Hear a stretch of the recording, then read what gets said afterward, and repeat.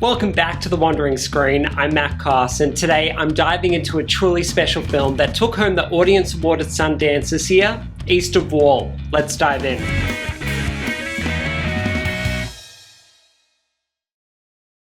Directed by Kate Beecroft and starring Tabitha Zimiger and Jennifer Ehle, East of Wall is a powerful doc-fiction hybrid that blends real-life residents of a small South Dakota community with a fictional narrative. It's part family drama, part TikTok time capsule, and entirely a love letter to the land and the culture and the people of the Badlands. The film follows Tabitha Zimiger, a young mother, widow, and horse trainer, grappling with deep grief and financial strain. She runs a crumbling ranch with a group of teenagers, some her kids, others chosen family, living and working together in what feels like beautifully controlled chaos. When a wealthy rancher offers to buy her land, emotional and economic tensions rise. But this isn't your standard indie drama. The brilliance of East of Wall lies in its hybrid form. There's real TikTok footage shot by the kids and Tabitha on the ranch, and it's seamlessly woven into the narrative, giving the film a grounded, lived-in energy. These kids aren't on iPads. They're racing horses through creeks, tending livestock, and growing up fast under vast skies. Tabitha's real-life daughter, Portia, serves as both the narrator and the voice of the next generation of ranchers. Kate Beecroft crafts the film with a deeply immersive, naturalistic style. Handheld camera work puts us right in the middle of the action, whether we're thundering across open plains or crammed into a cluttered kitchen. The Badlands aren't just scenery, they're a character. And they're captured with this reverence and intimacy. You can feel the dust and the wind and the pulse of this place. The kids literally play in a pool of mud. Portia's narration hits the perfect tone. It's introspective, it's understated, a little rough around the edges in the best way. It feels like flipping through a diary, not over-explained, just reflective and truthful. And let's talk about Tabitha Zimiger. She's not a professional actor, but she's absolutely magnetic. She plays a version of herself that radiates authenticity. There's a scene where she's taming a nervous stallion, described as having a hole in it by Roy Powers, Scoot McNairy, the rancher interested in buying her land, and it's electrifying. You see her emotional intelligence in motion, how deeply she understands horses.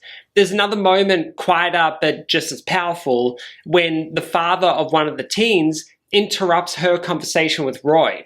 Her soft off lands with more weight than most actors could summon shouting. Jennifer Ehle is phenomenal as Tracy, Tabitha's chain-smoking, moonshine-drinking mother.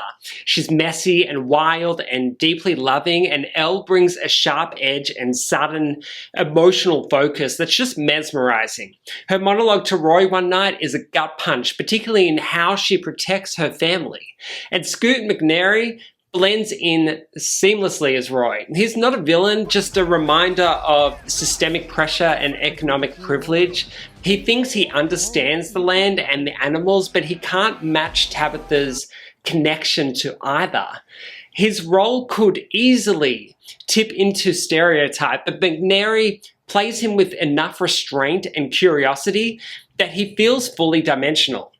The film's heart lies in its depiction of chosen family and generational care. And there's a beautiful scene during Tracy's birthday where there's a woman's circle where stories are shared without fanfare or dramatic build-up. It's tender and devastating in its honesty. And these women aren't performing trauma. They are carrying the weight of lived experience and difficult circumstances and determined perseverance. It's a really special scene and kind of like a center point of the film. Tabitha is the quiet center of all this, and she can read a horse in seconds but can't find the space to process her own grief. Life won't stop for that. Watching her care for her kids, her biological daughter and the chosen ones, you get the sense of a woman giving everything to preserve not just land, but lineage. Beecroft doesn't force a clean narrative arc. The film feels like it's caught midstream, sometimes unresolved or moving too slowly, but it's always alive. This doc fiction style is really popular at the moment, and East of Wall stands shoulder to shoulder with films like Nomadland in how it blurs reality and narrative.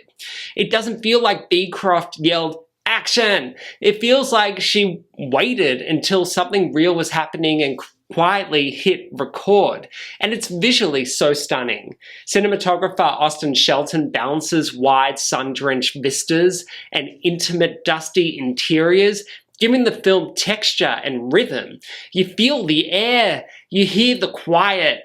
For me, this one really hit personally. I spent holidays growing up around horses, cleaning stalls, tossing hay from the back of a tractor, goofing off in barns.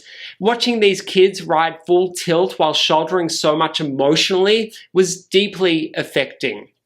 There's a joy and wildness in their movement that counterbalances the heaviness they live with. And Tabitha, guiding them through it all, is a force. Her care shapes their future just as much as the land does. There's a moment toward the end when Tabitha realizes what she's really selling isn't land and horses, it's herself, it's her skill, her strength, her soul. And the film knows it too. East of Wall is a portrait of someone who we really rarely get to see on screen. Someone holding their world together with grit and instinct. It's rough around the edges, but that's the point. The looseness feels intentional. This isn't about resolution, it's about witnessing. It's about grief and joy and TikTok and moonshine and wide skies and the ways women hold each other up in the world when it feels like it's falling apart. Stop until I run the world. Don't try to stop me, I ain't stop until I run. You and I both know, without me, you'll lose that ranch. Don't try to stop me, I ain't stop. That's it from me on East of Wall. Is this one that's on your radar? If you've seen it, I'd love to hear your thoughts, especially on the doc fiction format, or what resonated with you most. Drop a comment and let's talk about it. And if you're into grounded, honest, deeply human cinema like this, make sure to hit like, subscribe, and ring the bell. There's plenty more coming your way from The Wandering Screen. See you next time.